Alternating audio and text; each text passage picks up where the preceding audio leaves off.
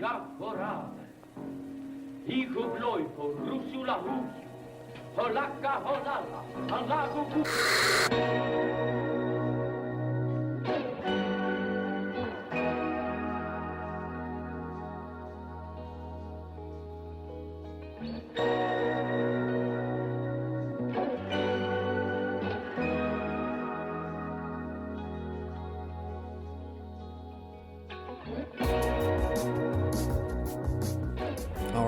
Howdy, and welcome back to Film And. I'm your host Dan, and it is a rainy, chilly day here in Burlington, but spring is on its way, and I'm very excited.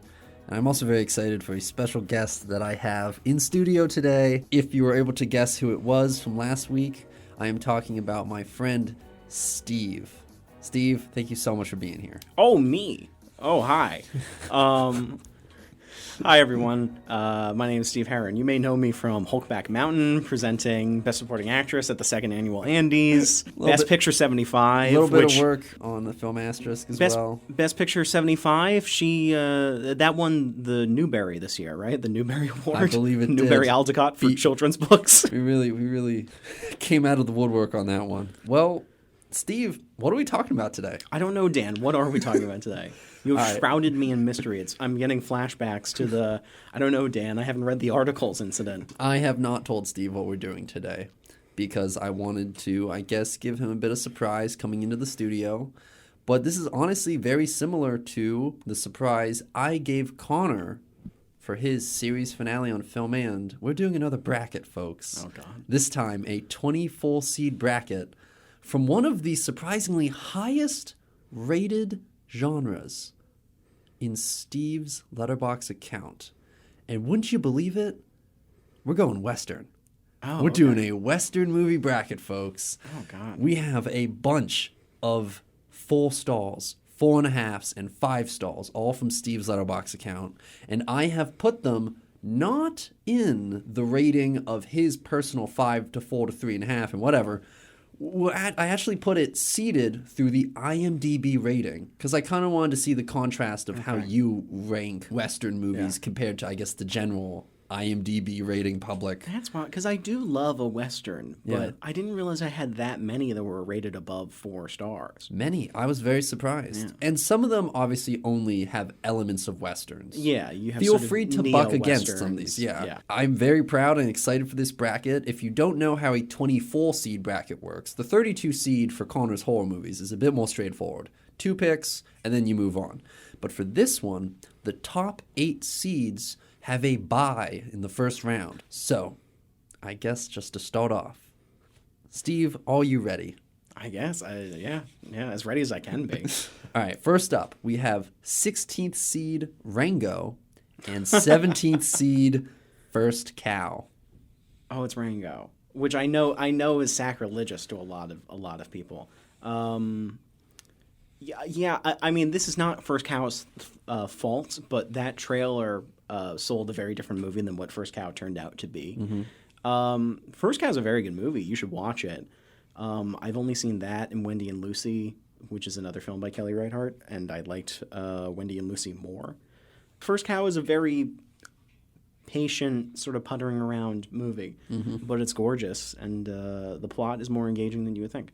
But Rango just rips. I love Rango. Rango's so much fun. I'm glad we agree on that. Yeah. All right, next up, we have the 9th seed, Magnificent Seven, 1960. Okay, I was about to ask.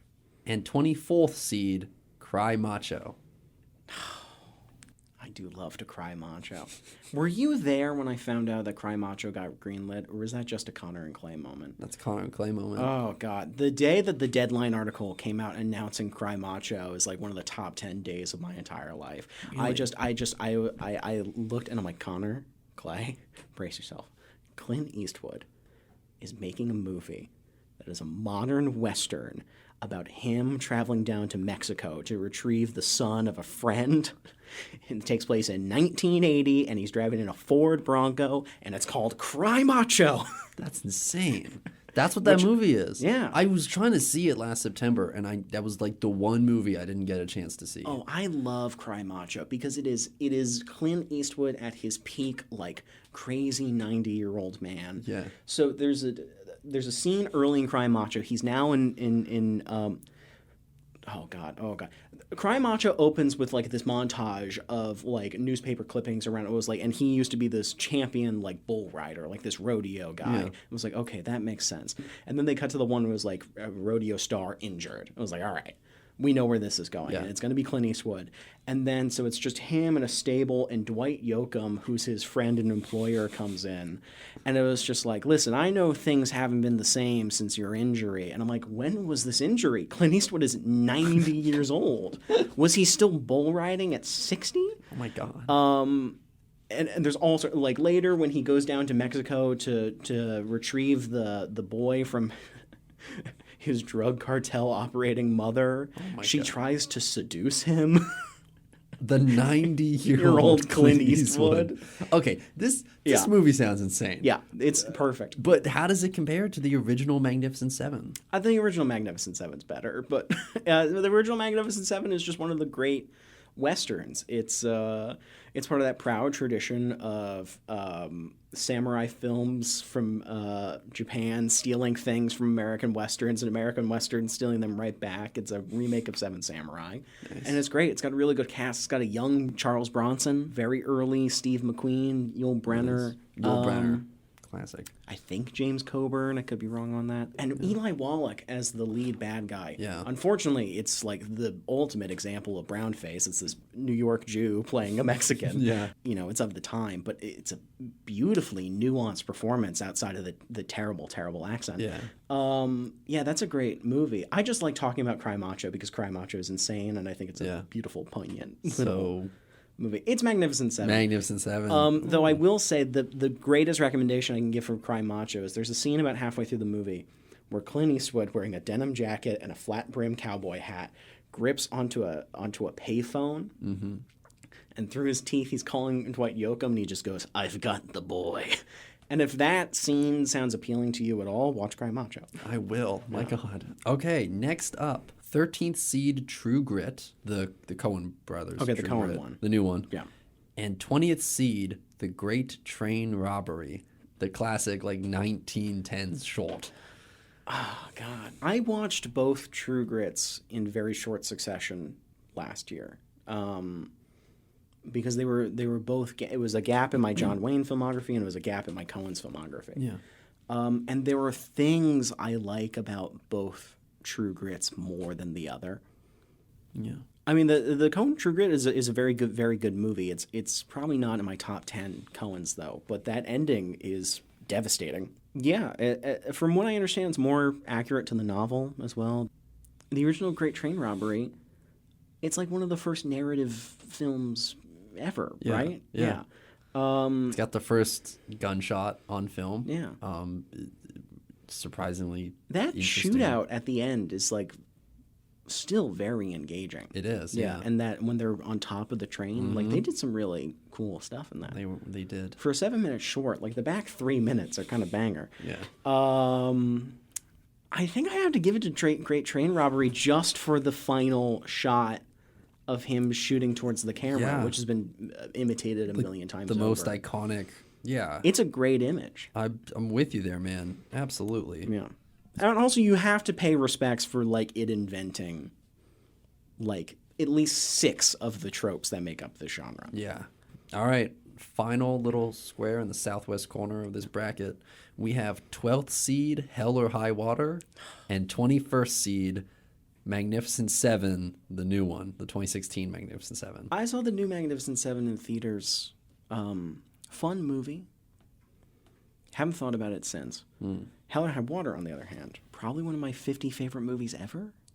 Oh. Easily in my top 10 for the decade. So that wins over. Yeah, that wins over. We'll talk more about Hell or High Water when it's going to make a it more promising challenger. Next up, we have 15th seed, Old Yeller, the Disney classic, and 18th seed, Westworld. 70s the film, original Westworld. The original Westworld. Another Yul Brynner. Yeah, another and a very good Yul Brynner performance. I haven't seen Old Yeller since I was like 10. It's pretty. I mean, it's well shot. As well. I'm pretty sure there's a nice transfer on Disney Plus by now. But yeah, I kind of have to give it to Westworld just for, in a lot of ways, it's probably going to be the most unique movie on this bracket. Yeah, if we're talking just the Western genre. And Old it's a version Yeller, of I would that. say, is barely a Western. It's really about the frontier, Yeah. which is slightly More different. of a but prairie movie than a... yeah. Yeah. It's about like Western expansion. It's about like Manifest Destiny. Which is why I really did want to find films that Yeah. capture many angles of what it means to be Western. Not just like High Noon, which ironically won't be on this list. Yes. Yes, it is not. Next up, we have 10th seed, Destry Rides Again, and 23rd seed, a favorite of mine and Steve's, or at least when we watched it together, Sam Raimi's The Quick and the Dead. Oh, God. The Quick and the Dead is so much fun. It's so fun. It is exactly what you want from like a modern pastiche sort of tongue-in-cheek Western. And it's also focused around a bracket. It is. It is. It's a tournament of champions, Yes, much like it is a this. bracket Western. It's Mortal Kombat with guns. Yes. It's got a really, really fun, campy Gene Hackman performance. Great early performances from a not yet mainstreamer Russell Crowe, Leonardo DiCaprio, really young Leonardo DiCaprio, and my favorite Sharon Stone performance. Yeah, Sharon Stone's pretty good in it. It really capitalizes on her steely intensity well. Yeah. That being said, it's Destry Rides Again. All right, next up we are in the Southeast Quadrant. We have 14th seed The Rider with 19th seed Oklahoma. Oh, man. I love the movie version of Oklahoma, even though it cuts out In a Lonely Room, which is the best song on that show. Yeah, the film adaptation of Oklahoma is fascinating, especially if you have Disney Plus, it's on there because it's a catalog Fox title that's family friendly. Oklahoma was one of 2 movies to be shot in Todd AO, which was an early widescreen format that was supposed to be an easier solution to Cinerama. An image was shot on 3 different cameras that then their film prints would be projected on 3 different projectors synchronized to create this massive stereoscopic image. Was that similar to It's a Mad, Mad, Mad, Mad World? Was that one of the films that was in that camp? Because that is a very... It's a Mad, Mad, Mad, Mad World is a couple, like 7-ish years later. Yeah. That... by the time that movie came out, traditional Cinerama, it was just too expensive and unmanageable. I think a year earlier is How the West Was Won came out. I think that's 62. Ironically, How the West Is Won also won't be on this bracket. True. Yes, it won't. But that is shot in Cinerama with 3 different cameras going at the same time. It's Mad, Mad, Mad World was optimized for Cinerama screens, but it was just shot on like very wide lenses. Okay, I thought so. It's a Mad, Mad, Mad World is closer to like what 65 millimeter became over the course of the rest of that decade. But coming back to Oklahoma. Todd AO was this insane widescreen process that had this massive, bulging sort of fisheye lens.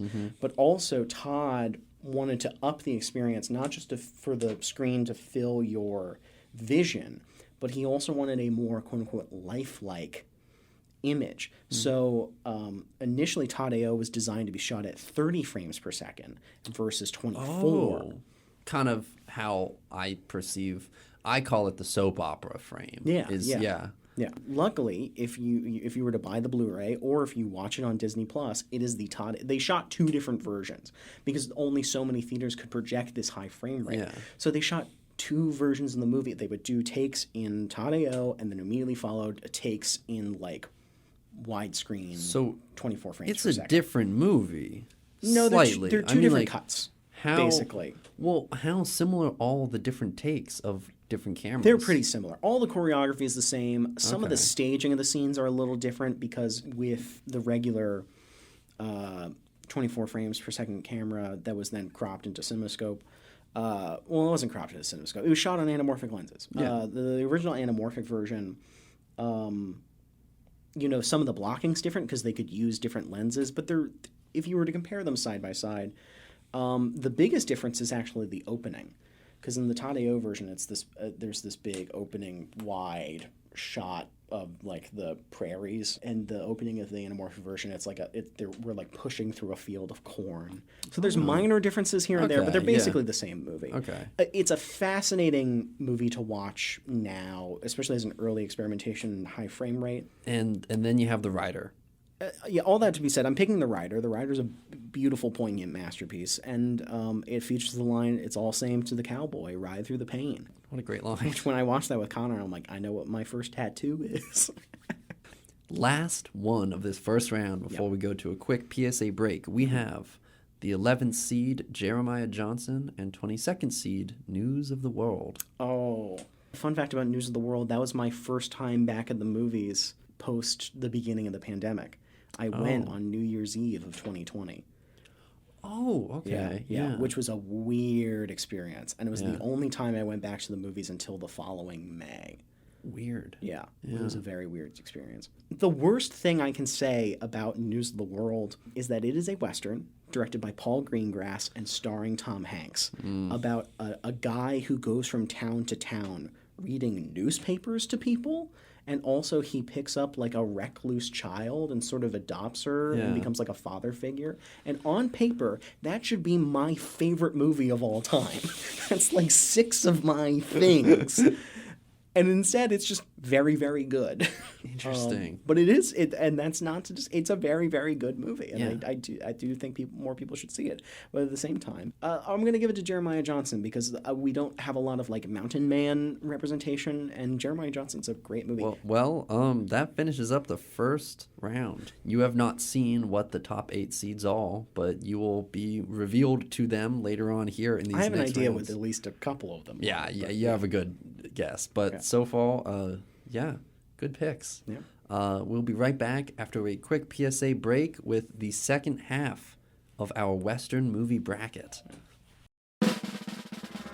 Running late to class but still need that morning caffeine or hot breakfast to start your day out right? Download the Bite app by Sodexo and place your custom order for fast, easy pickup at Zyme. Open 8:30 a.m. to 3 o'clock p.m. Mondays through Fridays. All right, welcome back to Filmand. We are talking Western movies, and we are in a bracket-style format, a 24 seed. But here we have switched genres, and we are going on back to the northwest quadrant of our bracket. And the first pick, 16th seed Rango, Steve. Yeah. Against first seed Django Unchained. More like Rango Unchained. Ooh. Django is a fun movie. That's one of my least favorite Leonardo DiCaprio performances. It's got some good moments, but overall, it's got good it's kind of moments. like, I think right. I don't think it indulges in his best tendencies because Leonardo DiCaprio is really good at playing little boys who want to be taken seriously as men, which is what Rick Dalton is. It's what Frank Abagnale is in Catch Me If You Can. It's what Howard Hughes is. It's what Gatsby is. Oh, Quick and the Dead, sort of. Yeah, as Quick well. and the Dead. Yeah, that also fits in there. He's literally like a teenager trying to be a man who wants to be a big boy. Yeah. Django Unchained has great moments. I love the audacity of after the final shot, the first credit being the what's the animal rights? Like no animals were harmed during the making of this production. Yeah, I like that. No, never been one of my favorites. It's Rango. Rango moves on, which I think for a lot of people of our generation will be the most ridiculous. But I'm with you. I totally prefer Rango. Yeah. If any of you out there somehow recall my first episode on Filmand, top 3 animated films, Rango number 3.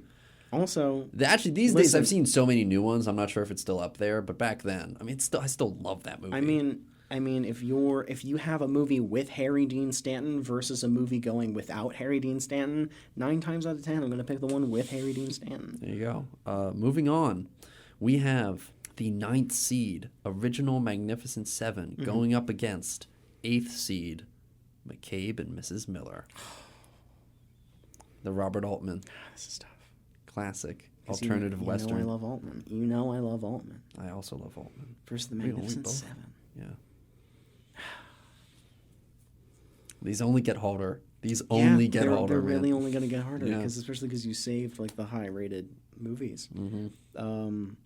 I mean, the Magnificent Seven I feel like is so important to the American Western mythology. Yeah. I do think it's like one of the 5 great classic Hollywood Westerns. I think kind of inarguably. But at the same time, McCabe and Mrs. Miller is so unique Yeah. in comparison. It has Just that... like, I guess within the Western genre, Yeah. in the... Because I don't know, it 70s has that also, I mean. 70s New Hollywood shagginess. Yeah.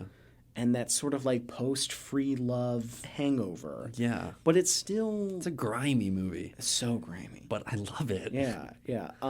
But it still has a lot of those conventions where like the ending is like a shootout and the freaking church is on fire. That jacket that Warren Beatty wears. Amazing. And the brothel is sort of a staple in like Western towns. Yeah. But this is like one of the few movies that really goes into like what that Yeah, industry it was. adds depth to it, especially just with Julie Christie's character. Yeah. Right there. Amazing performance. Keith Carradine, as credited as a cowboy. I mean that's the beautiful thing about he had all these players that he would bring from movie to movie, and they just litter his world so beautifully. I think I'm gonna have to give it to McCabe and Mrs. Miller because I think it's more unique and should be along further. And I think we're going to have a little bit more of the classic Hollywood ones. Okay, moving on. We are now back in the Southwest. Yeehaw. We are going up against 2 classic monoliths of early Western cinema. We're talking about the 20th seed Great Train Robbery and 4th seed Stagecoach. It's Stagecoach. Hate to see the train robbery go, but hey, it made a valiant effort. It made a valiant effort. I mean, it made it to round 2 and it's 7 minutes long. Exactly. It's the little engine that could. Absolutely. It's the little It's the great train that could. All right. Next up, we have 12th seed Hell or High Water and the other highly rated Tarantino Western, 5th seed Hateful Eight. I really like Hateful Eight. That's in my top 5 Tarantinos. Yeah. Which is I feel like a very controversial statement, weirdly. I think it's a slightly more successful pastiche than Django. I think he does things that are more unique. I think the characters are more engaging. Yeah. So I guess the question is, like, if you're comparing this Hateful Eight to Hell or High Water. Oh, it's Hell or High Water. Oh, it is. Yeah, it's Hell or High Water. This Final Four is going to be murder. Next up, we have got 18 seed Westworld going up against the 2nd seed Unforgiven. Westworld's a lot of fun, but yeah, it's Unforgiven. Oh, it is? Yeah. Okay. Yeah. Next up, a pretty interesting pick in my opinion. We'll see where you go with this. 10th seed Destry Rides Again, which I do recall is one that you do like quite a bit. But how does it stack up against the 7th seed My Darling Clementine? My Darling Clementine is one of the great Westerns. Yeah, Wyatt Earp. Wyatt Earp. Henry Fonda, who is like, with rare exceptions when he did play a villain, was like the epitome of like American decency. Yeah. Like the first Hollywood bleeding heart liberal, and playing a slightly, Wyatt Earp, like one of the great lawmen, but has a bit of a dark side, and he has to walk in those gray areas. Yeah. Yeah, My Darling Clementine, highest of recommendations. That being said, it's Destry Rides Again. Next round. Wow. Yeah. Wow. Yeah. After Which such it's a funny high... that you pitted Stewart against Fonda because they were like best friends in real life. The one time I'll let a Republican win. Moving on. Next up, 3rd seed Tombstone going up against 14th seed The Rider. It's The Rider. The Rider. Moving on. Yeah. We're back now in the Southeast. The final pick of this round, Jeremiah Johnson versus 6th seed Brokeback Mountain. Jeremiah Johnson, very good movie. I feel like it's Sidney Pollack, and it's so different than the rest of his filmography. That's one of the great things about Sidney Pollack. He was one of the great journeymen of Hollywood. He could sort of bounce from genre to genre and sort of excel at all of them. That being said, I wish I knew how to quit Brokeback Mountain. And that's all we're going to say on it. We have now reached the top 8. 8 movies left, and one by one they will be taken out. First up, 16th seed Rango and 8th seed McCabe and Mrs. Miller. One of these movies star Johnny Depp, so I have to give it to McCabe and Mrs. Miller. Oh, I do love Rango, though, and I really Rango's a appreciate that it was classic. on this list and it made it this far. It is a very fun Western. Very pastiche. fun. Next up, we have 2 heavy hitters, 4th seed Stagecoach and 12th seed Hell or High Water. No, these are 2 movies I like adore. Arguably the great classic Hollywood Western. Yeah. But that first shot of John Wayne is the greatest introduction to oh, here's a movie star. John Wayne, I think, is the ultimate example for the difference between an actor and a movie star. Yeah. And sometimes movie stars can be very good actors and give very, very good performances. And actors can have their moments where they sort of like, for a movie, they can sort of channel it and become movie stars. But John Wayne just had something ineffable. It's like there's just certain people, they just have this glow. They just have this click. And it just comes on camera, and it's basically chemical. It cannot be replicated. It cannot be explained. It is just something in them that shines. It's the beauty of movies. Yeah. And John Wayne, because everyone talks about like the wooden sort of delivery that he does, that sort of affectation that he's put on, but his body language is perfect. Nobody moves the way that John Wayne moves, especially for large portions of that movie where he's like sitting down. He's like leaned up against a wall in between the two seats of the stagecoach. And I'm like, no, how can he like sit down and slightly readjust himself that perfectly? And then Hell or High Water is like one of the great movies of the past 10 years. It's about the cyclical nature of poverty, and it's about how these mythologies build up within us, and we sort of try to replicate these models that are archaic, and it's about the inherent fragility of masculinity, and you know me, that's just like neon don't you signs love everywhere. that? Yeah. So you have found yourself at a crossroads. Yeah. This is a real Mexican standoff. Well, there's no third person, but yeah, but you're the third is me person pointing guns at two of my children. I guess Sophie's Choice would have been a better. Yeah, I was gonna say. I have to give it to Hell or High Water. Wow, I have to. Wow. Moving on to the Northeast Quadrant, 2nd seed Unforgiven, and 10th seed Destry Rides Again. I feel like the word masterpiece is kind of thrown around a little too often. I feel like Unforgiven is kind of inarguably Clint's masterpiece. It's like his ultimate statement as an artist. Really? Yeah. I've never seen it. I don't know anything about it. Yeah. Well, it's his final directed, like, true Western. Yeah. Because obviously he's made other, like, Cry Macho, for example, which is sort of a neo-Western. But it's the last time he was like, I'm putting on the chaps and the saddle. Yeah. It's his ride off into the sunset as, like, a true Western. And it sort of has a foot in both worlds, where the thing that was so revolutionary about his Leone spaghetti westerns is that they sort of had a more gritty realism. They were also hyper stylized. And Unforgiven takes those sort of grounded sensibilities where it really has some brutally violent scenes, but adds a little bit of the grandeur of the Hollywood Western while the aesthetics are in a more quote-unquote real place. It's one of the great American films of the later half of the 20th century, and that being said, I have to give it to Destry Rides Again. Every time you keep pulling the rug, you do these glowing reviews for these movies you know you have to axe. We're It's like talking about a lot of movies I like a lot. You're putting on the black hood, and you have your hand on the guillotine, and you're like, you did some great stuff. Yeah. Shunk. Yeah. Man, well, I mean, I'm excited to hear your talk on Destry Rides Again. Who knows when it will get taken out, but maybe it'll make it to the end. We'll see. So tune in to right now. Okay, next up, 14th seed rider, 6th seed Brokeback Mountain. It's funny because these are two sort of... Oh my God, Chloe Zhao and Ang Lee. No They're way. both Chinese expats who have found their way in America. So they both have that sort of outsider perspective. Yeah. And a bunch of the people in the rider are in Nomadland. Like, she carried them along with them, which is one of my... I love when... Like, it's the thing I was talking about with Altman. I love when directors sort of carry a company of players with them. Yeah, I love especially that too. because they're not traditionally trained actors. But I forget the name of the main guy, but it is a devastating performance. So, and it's how does that stack up against my favorite Ang Lee film? Possibly your favorite Ang Lee film. One of the great films of the 21st century. Yes. Yes. Yeah. The Rider is a great, great movie, but it's Brokeback.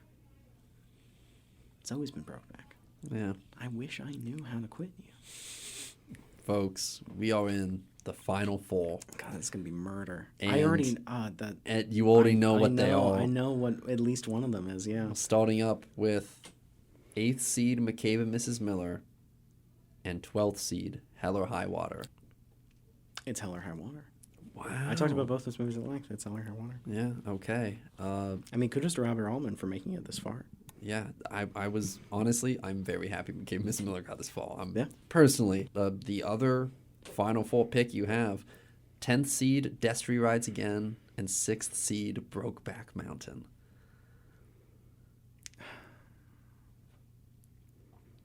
It's Destry. Destry Rides Again.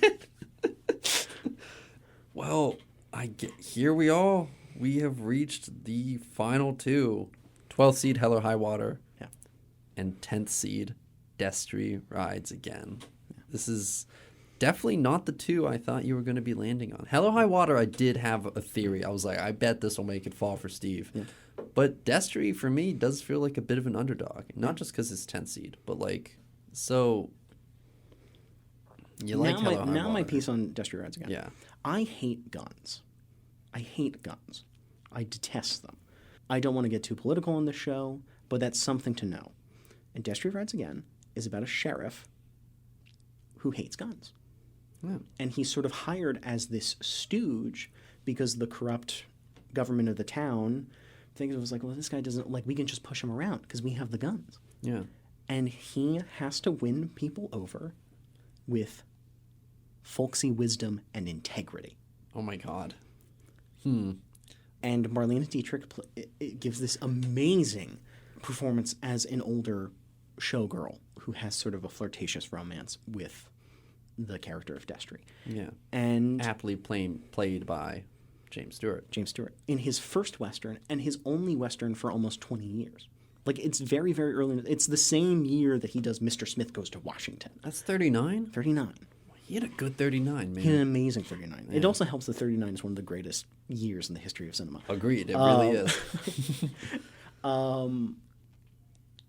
And he's so young. And, you know, the Western became one of Stewart's staple. But in, like, his later years, like movies like Winchester 73 and Shenandoah and How the West Was Won, all of those were in the sort of twilight years of his career. And his sort of, like, second wave comeback as, like, an elder statesman.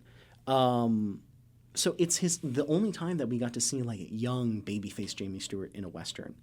And he's surrounded by...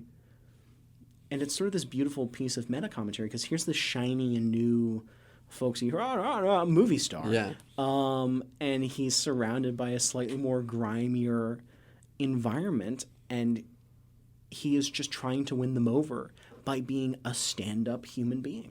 In order to do the right thing, will you at some point have to lower your moral standard? Yeah. Because there comes to a point in the movie where he's probably going to have to use a gun or else he might get shot and killed. And I think it has that added element of, you know, questioning our country's relationship with a firearm. Because it is the Second Amendment. It is, like in terms of the Founding Fathers' priority, quote-unquote, defend ourselves from tyranny was the second priority. Again, I don't want to get too political. I'm not trying to force an agenda on anyone, but these are questions this movie is trying to raise. If you're ready to pick between these two... You know, Dan, this is a decision. It'll haunt you forever, but it'll haunt me, too. I reference Hell or High Water. As I say, the number one Western on this bracket is Destry Rides Again. Whoa. Yeah. Wow, there it is. Yeah, which you should rent, or it has a gorgeous Criterion edition that is available to purchase, and it's just the best. 1939. Marlene Dietrich, James Stewart, Destry Rides Again. Yeah. An apt pick for my buddy Steve. Yeah. How'd the bracket go over? This was so much fun. Yeah? This is so much fun. Yeah. I love the was format. Very pleasantly surprised. Yes. That does bring us to the end, folks. All official pick, all official recommendation here at the Western Movie Bracket with special guest Steve. And I guess this is my farewell. From the official Champlain Wave, yes. Yeah. I love doing this. It's my favorite. It's Thank one of you my so favorite much things. for being on one last time. I just love chatting movies with my buddies. And as much as I wish Connor is, you know, I love recording Film Man with Connor as well. I think it is nice that it's just the two of us for this. It's Nashville all over again. It is Nashville all over again. 24. Count them. 24. All right. Well, as always, Steve, thank you so much for being on the program. Love you, Daniel. That brings all week of Film Man to a close. If you want to see any of the movies we talk about, you can always go to my Filmman Letterboxd list at DA_N. That is my account. Yeah. And if you want to see any movies that we talked about in the first 4 seasons of Filmman, you can go to Connor's Filmman Letterboxd list, and his account is CRANDberry18. That is Cranberry18. And Steve, you want to plug anything? You can follow my Letterboxd. I'm at Steve Like Bird. At Steve Like Bird. You can also follow at Limbs Film on Instagram, which is the Instagram account for my capstone that I made last year. Yeah. Which right now doesn't have much on it, but we'll have more updates on things soon. That's all I can say. All right, well, thank you very much. We will be back next week with the final installment of my Peter Jackson tier list. And until then, have a great rest of your week. Talk to you soon. Godspeed.